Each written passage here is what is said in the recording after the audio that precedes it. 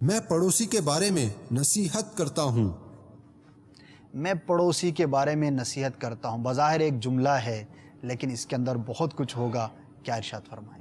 आदमी की पूरी ज़िंदगी पड़ोसियों के साथ ही गुजरती है। बेशक, इसलिए जो इनका मामला है वो बहुत ज़्यादा अहमियत का हामिल है। तो फरमाया कि मैं पड़ोसियों के बारे में तुम्हें खैर खाही की नसीहत करता हूँ कि उनके साथ सही अच्छा सलूक करो। जी। पड़ोसियों के मामले में तो इस कदर ताकीद की गई कि ख़ुद नबी करीम अलैहिस्सलाम ने फरमाया कि मुझे जिब्राइल अमीन अलैहिस्सलाम ने पड़ोसियों के बारे में इतनी ताकीद की कि मुझे यूँ लगा कि शायद पड़ोसी को विरासत के अंदर हिस्सेदार बना दिया जाए। कि अगर बाप को, बेटे को, भाई बीवी को भी हिस्सा देना है तो साथ में पड़ोसी को भी इतना हिस्सा देना है। इतनी ताकीद, इतने हुकूक बयान किए गए। और उसकी वजह यह है कि सबसे ज़्यादा आदमी तकलीफ़ अपने पड़ोसियों से उठाता है। वजह फरमाया। अच्छा, अब और अहदीस मुबारका जिनके अंदर इसका तज़किरा किया गया, जैसे बुखारी शरीफ की हदीस है, नबी करीम अलैहिस्सलाम ने फरमाया कि खुदा की कसम वो शख्स मोमिन नहीं, खुदा की कसम वो शख्स मोमिन नहीं, खुदा की कसम वो शख्स मोमिन नहीं। 3 मरतबा फरमाया। तो सहाबा किराम ने अर्ज़ किया कि या रसूलल्लाह सल्लल्लाहु अलैहि वसल्लम किसके बारे में फरमा रहे हैं? सही 3 मरतबा कसम खा के फरमाया कि मोमिन ही नहीं। फरमाया वो शख्स कि जिसकी तकलीफ़ों से उसका पड़ोसी अमन में ना हो।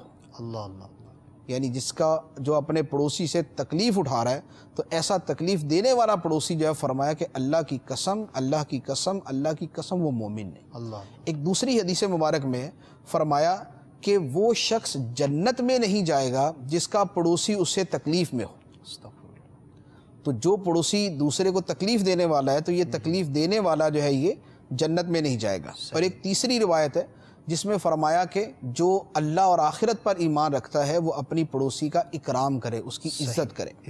तो ये इसीलिए कि पड़ोसियों का मामला होता ही ऐसा है कि आदमी जो है वो बहुत मरतबा ख्याल नहीं करता। यानी जैसे होता है ना, अपने बीवी बच्चों का आदमी ख्याल कर लेता है जी, पड़ोसियों के बारे में बोलता है वो कौन सा मेरा रिश्तेदार है, सही, वो मेरा क्या लगता है भाई, ठीक है, वो अपने घर में ज़्यादा पड़ता हो। रिश्तेदारों से बंदा साल में 2 दफ़ा मिले, और पड़ोसी से तो पड़ोस है, वो तो है ही रोज़ का मामला उसके साथ। ये जो है ना, ये वो मामला है कि जिससे यानी अफसोस ये है कि हमारे माशरे के अंदर पड़ोसियों का मामला जो है ना, वो बस वो अजीबो गरीब ही है। अल्लाह ही महफूज रखे। यानी आजकल तो ये हालत होती है कि अगर किसी पूछा जाए ना कि तुम बेहतरीन मकान कौन सा समझते हो, रिहाइश बेहतरीन कौन सी है, तो वो बोलेगा यार जिसके दाएं बाएं 4-4 प्लाट खाली हो, कि मेरा पड़ोसी कोई ना हो कि मुझे वो मकान मिले, मैं उसके अंदर सुखी रहूँगा, वरना मेरे सुकून की दुनिया के अंदर कोई सूरत नहीं है। कुर्बानी के अंदर भी क्या होगा कि अपने घर की जगह दूसरे के घर के सामने जानवर बांध देंगे। जो गोबर है, लीद है, मिंगनियाँ है, पेशाब है, गंद है,